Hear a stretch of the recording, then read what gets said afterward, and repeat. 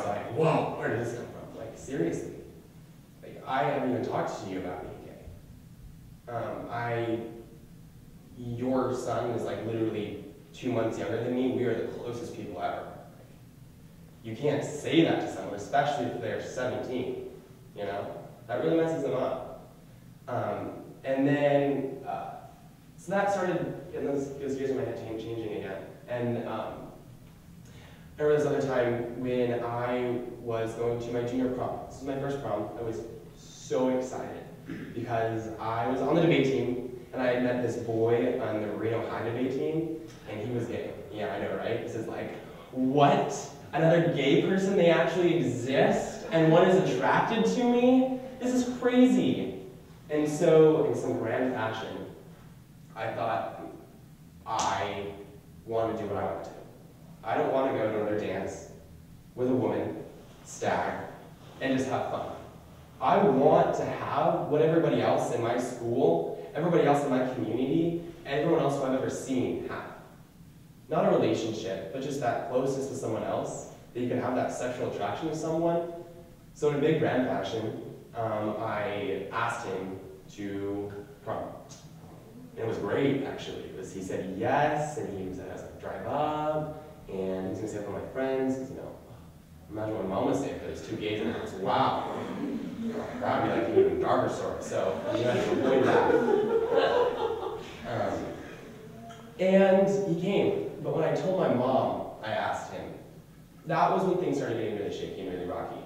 So like I said, I had an older brother, Gage, and he'd gone through everything I had gone through, school-wise, proms, sports pictures, those kind of things. So my mom had this idea of what to do to prepare for prom.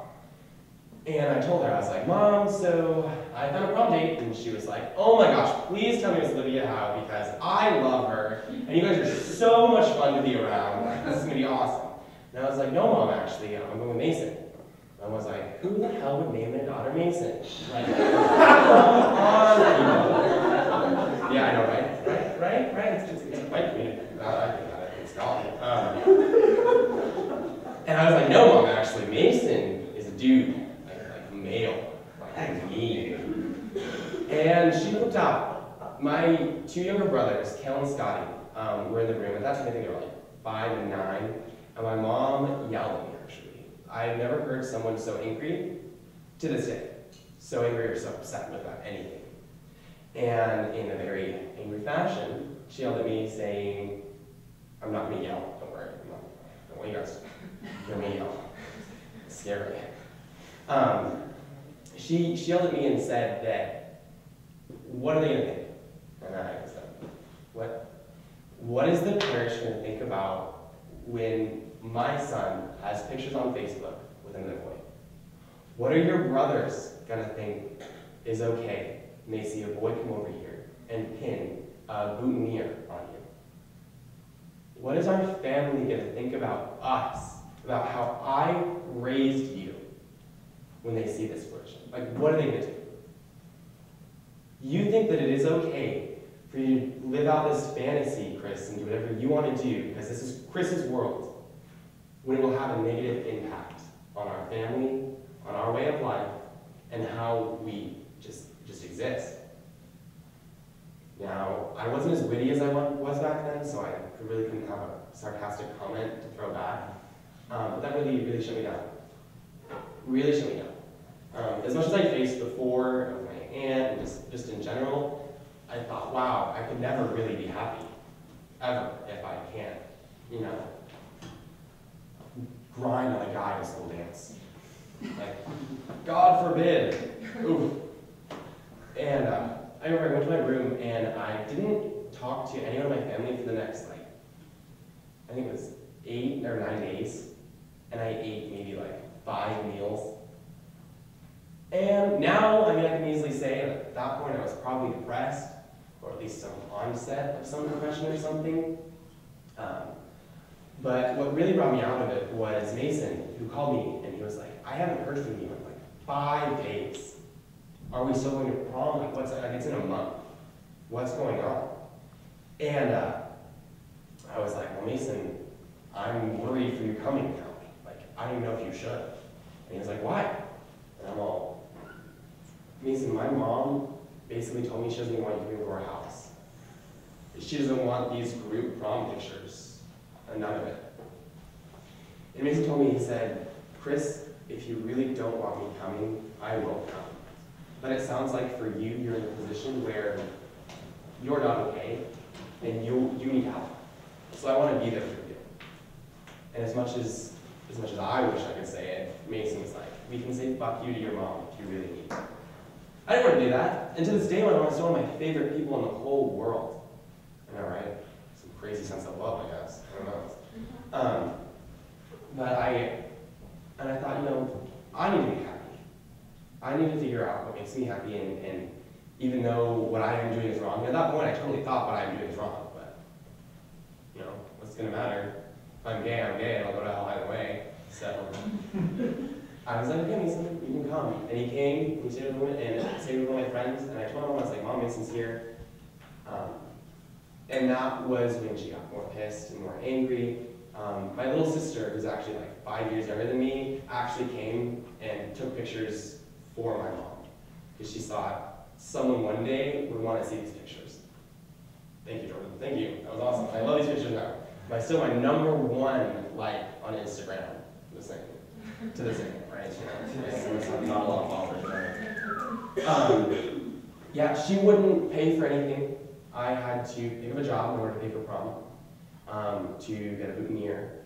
I actually coordinated these really, really cute outfits. He wore this blue vest and tie, and I wore this bow tie and a cummerbund. I was like, that is creative, since we could not like dresses and tuxes. Let's just like switch colors and stuff. So I had to pay for a boutonniere, all of our dinner, those kind of things. But I went to prom, and I had probably the most fun I've ever had in my high school career at that point. It was awesome. And that was when I thought, I'm not going to change. I don't want to silence really myself, because that night I was able to hang out with someone who was like me. Now, I know for some people it may be hard to comprehend. I don't know where you guys are at in your lives, but it's really, really hard to just talk to someone who doesn't deeply understand you, ever. Like, I've never had anyone to talk to you about, like, do you ever worry about this? Or, what about this? You know, those kind of things. And that night I had someone who I could connect with just as a person. Because no one in Elko knew what it was like to be a gay teenager. No one knew what it was like to be attacked from your mom or your dad, because you didn't fit this mold. And so it was awesome. And that was the point where I think I told myself, fuck it. Oh, I really didn't say that word. But I did. I literally was just done. The next day I was like, I'm no longer going to pretend to be somebody else. I'm no longer going to pretend to make everyone else happy. And as hard as that ended up making my life, I mean, I could sit here for days and days about these horror stories that now I can laugh about because they made me a better person, but I could. And I don't want to bore you with that or possibly make you cry, because no one likes crying. It's not fun, so let's not do it. And at that point, from then on, I was really myself. That next year, my senior year, I was nominated for Homecoming King. Oh, also, fun fact, I was the first openly gay person to ever bring another gay person to a prom, to a dance in Elko high school history. Yeah, right? That was like super cool. I know, right? Okay, so I was nominated for Homecoming, and when I walked in for the ceremony to like crown the kings, I got second, which sucked. It really sucked. I really wanted that crown. Like, I would have rocked it, but I didn't get to. But as they crowned them, you have to walk in with an escort, and every male escort was their mom. And I walked in with my mom, and I was like third in the procession or something. And as we're like halfway through the middle of the part, my mom started crying. I looked at her and I was like, Mom, please don't cry right now. And just cry afterwards, like literally everyone can see us. Like literally my whole school was in. And she's like, okay. And she sucked it up, and they crowned the winner, and then I probably started crying. Okay, I just started crying because I didn't win. And I my mom's like, where's your advice out of this? But when we went outside, that was the first time I realized that my mom wasn't such a bad person. She looked at me, started crying again, and said, Chris, why do I have such a problem with you? And I'm like, wow, Mom, that's something you should say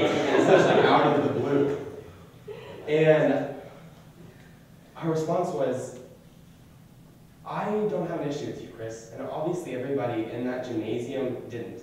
I have never heard anyone cheer for anyone louder, ever. And those cheers made me cry. And in that moment I was thinking, wow, maybe this issue that I think is such an issue really isn't an issue. And my mom hugged me, and we both cried, and I was like, wow, Mom, this is great! You finally come to terms. She didn't. It took steps. It took lots of steps. After going through my first year in San Francisco, super gay city, if you guys didn't know, it took a lot of fighting and a lot of time for me to teach her that it was okay. But I guess at the end of the day, as much as those adversities that I faced, problems, I'm here today. And I'm able to say these things that put me so far back, and then the craziest part is there's people out there, wherever, throughout the world, who are put back way farther than I was, by other reasons, by other things that they can't change. But those things really helped me excel and put determination to prove myself to people. It allowed me to get into, be the first person to go to a 4-year university in my family. It allowed me to really be that driving force, that fire, to prove my mom, saying, you know what, if you think I'm going to hell, then I'm going to go to hell with all the riches and everything possible on this earth to prove you wrong. And, I mean, here I am today, laughing about the fact that my mom looked at me in the eyes and said, you are not gay, Chris. You love Jesus. Something along those lines. And I was able to take that.